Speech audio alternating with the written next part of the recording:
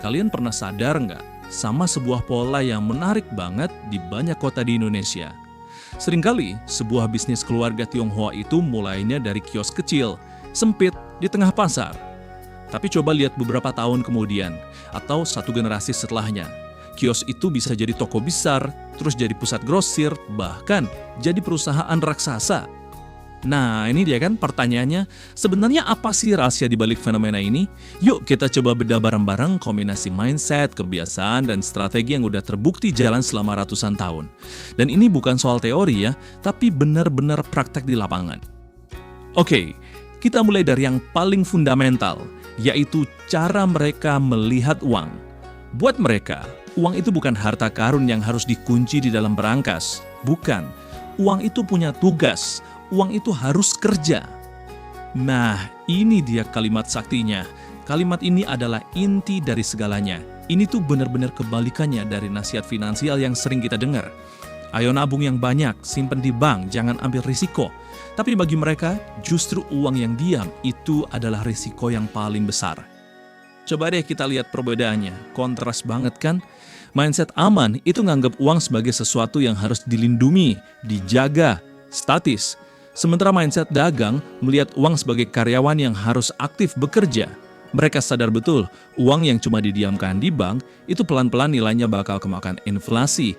Tapi sebaliknya, uang yang diputar di bisnis, sekecil apapun, justru akan menciptakan nilai baru dan membuka pintu ke peluang-peluang lain. Sekarang kita masuk ke strategi bisnisnya, dan ini jujur aja seringkali kedengeran gak masuk akal buat orang lain. Ini soal cara mereka dapetin untung. Jadi, kuncinya itu bukan margin gede sekali jual, tapi fokusnya di frekuensi dan volume. Kenapa gitu? Simple. Harga yang lebih bersahabat itu bikin pelanggan setia, dan barang yang cepat laku bikin perputaran uang jalan terus. Bisnis jadi sehat. Ini permainan jangka panjang, bukan sprint. Yuk kita coba hitung-hitungan simple. Misalnya, dari satu transaksi, keuntungan yang diambil cuma 1.000 perak. Kelihatannya receh banget kan? Kayak nggak ada artinya.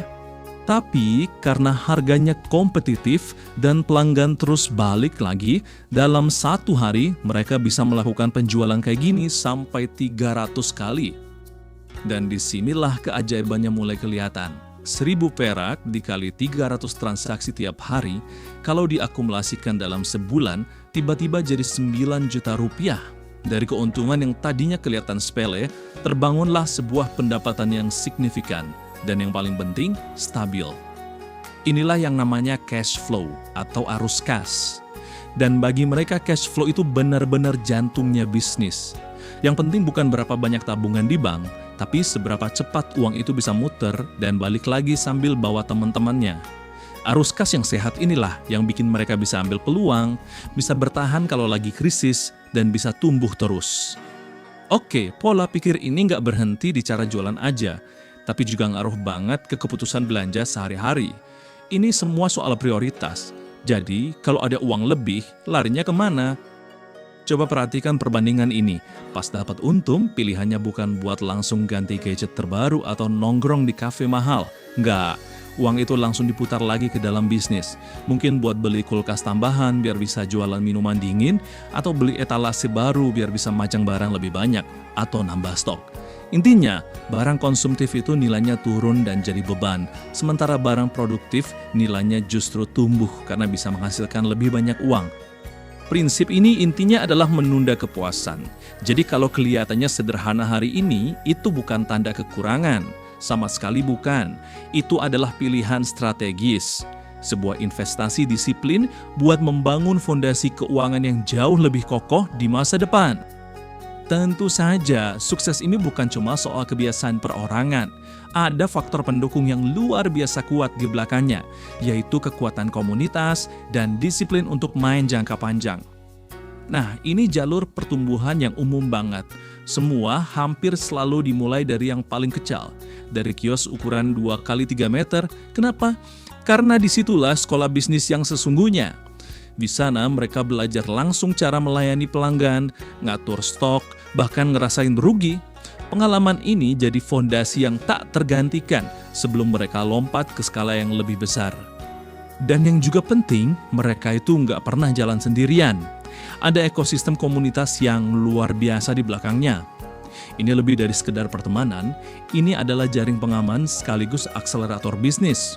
Mulai dari arisan buat modal usaha tanpa bunga, saling kasih info supplier termurah, sampai gotong royong kalau ada yang lagi kena musibah. Jaringan inilah yang bikin mereka jadi jauh lebih kuat dan bisa berkembang lebih cepat daripada kompetitor yang main sendirian.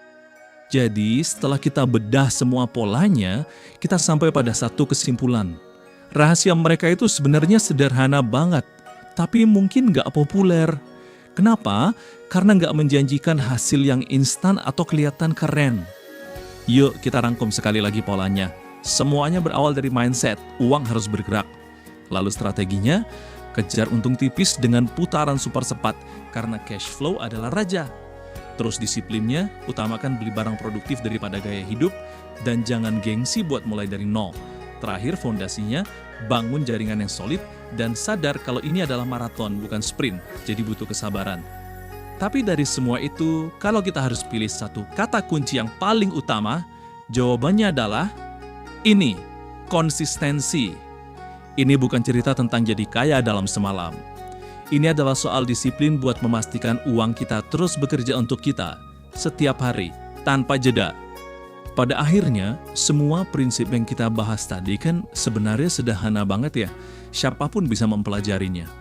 Pertanyaan terakhirnya sekarang bukan lagi apakah Anda tahu caranya, tapi pertanyaan yang harus kita ajukan ke diri kita masing-masing, apakah kita punya disiplin untuk melakukannya secara konsisten?